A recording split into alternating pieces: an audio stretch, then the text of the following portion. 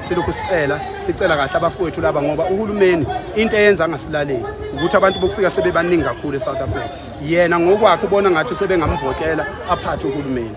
Kanti akazi ukuthi kwayena qobo uhulumeni okuyiqembu elikhulu okuyilona belisiphethe yonke leminyaka. Angeke lisaphathe ngoba abantu sebebonile ukuthi lona alinandaba nabantu. Namanje amaphoyisa uyabona ngakanani azogada thina esenza into right.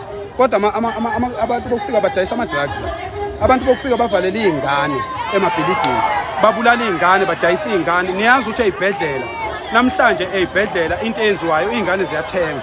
Umuntu uma ingena esibhedlela bamjova ngomjovo alale vele ngoba kusuke kufanele azale noma ateta ngithi. Ngenkathi umuntu angakabuyelwa ingqondo atshelwe laba abantu bala emalokishini abazi ukuthi ingane encane ayitshalo. Lezo ingane ziyathathwa ziyodayiswa. Ziyathathwa zisuke iphila atshelene ukuthi hayi ingane yakhe ishonile. Uphuma ishonile kanti ingane iyodayiswa. So yizo zonke izinto lezi esifuna ukuyivimba abafowethu.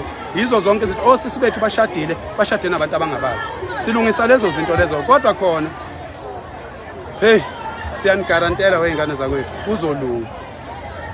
Uyabona umkhoma khona ufisho omkhulu ongangemabhida. Uyabona makusafika abantu abawu10 bewusika bexebula inyama. Mabe uxebula umuntu ofika kusasika abantu abawu10. Uvela bona ngathi umkhoma ngeke kuphela. Kanti kuzophela iviki usuphelile. Ayikho into abantu bala eSouth Africa abangeke bekwazi ukuyenza. Ayikho into abantu bala kwaZulu Natal abangeke bekwazi ukuyenza. Sebekhombisile. Uyabona laba abantu abala amadoda emizi, omama bemizi.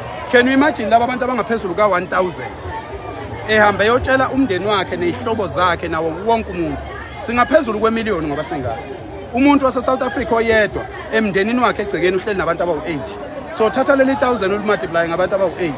Bese uthatha leli 1000 leyo number uyimultiply ngehlobo nasemakhweni lapha esiqonywe khona nakuyo yonke indawo. Lizohamba ivangeli lize lifike kuwo wonke umuntu. Umkhoma mawusasikwe ngabantu abancane ufika wena uyitshela ukuthi ngeke kuphela kanti kuyophela iviki kuphelile. Uhulumeni uzophuma lo hulumeni kuzongena thina abantu abazophatha lelizwe ngeke besadeploywa ngamaqembu bazodeploywa umphakathi. Sizokwenza lokho. Yithi esikhona. Yithi insizwa. Ikwala lizohamba uNkulunkulu wami. Angikhuphuki ngiyehla ke manje kuyehlela ngempela ke.